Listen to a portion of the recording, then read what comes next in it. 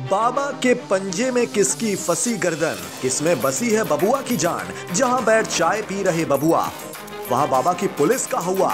जिस घर में बबुआ का आसन, वहां पर कुर्की कर रहा सुशासन।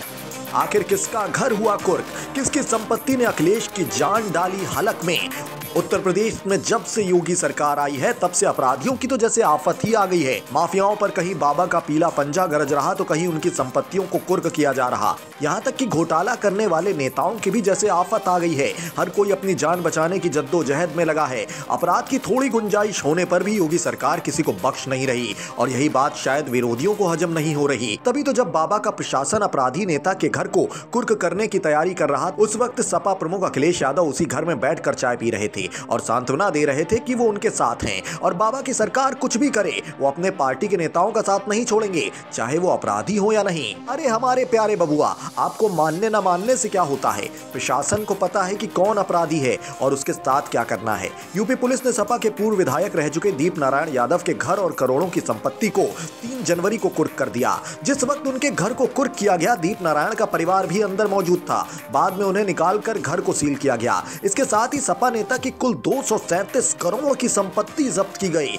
जिसमें दीप नारायण यादव के ऊपर एक कुख्यात अपराधी को भगाने की साजिश करने का आरोप है, और जो अभी झांसी जेल में बंद हैं। झांसी जिला कोर्ट जब इस फैसले की सुनवाई कर रही थी, जिस घर को कुर्क करने का आदेश जज साहब दे रहे थे, उसी घर में बैठकर सपा सुप्रीम दीप नारायण के परिवार को सांत्वना दे रहे थे। अखिलेश यादव 26 दिसंबर को अपनी पार्टी के पूर्व विधायक से मिलने पहुंचे थे, और इसी दिन दीप नारायण के केस की कोर्ट में सुनवाई हो रही थी, जहां उनकी संपत्ति को जब्त करने का आदेश दिया गया।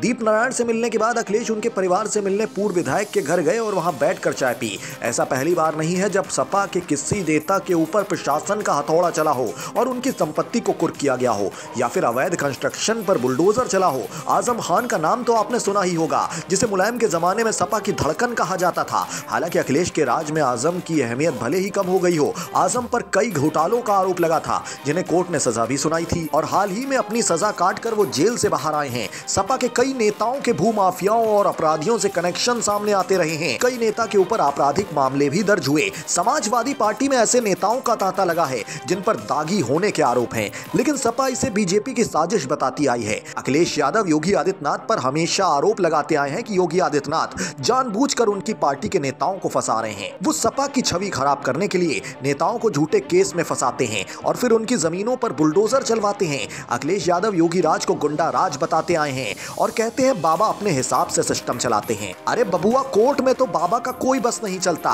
फिर क्या कोर्ट में भी सपा की छवि खराब करने के लिए अपराधियों को सजा सुनाई जा रही।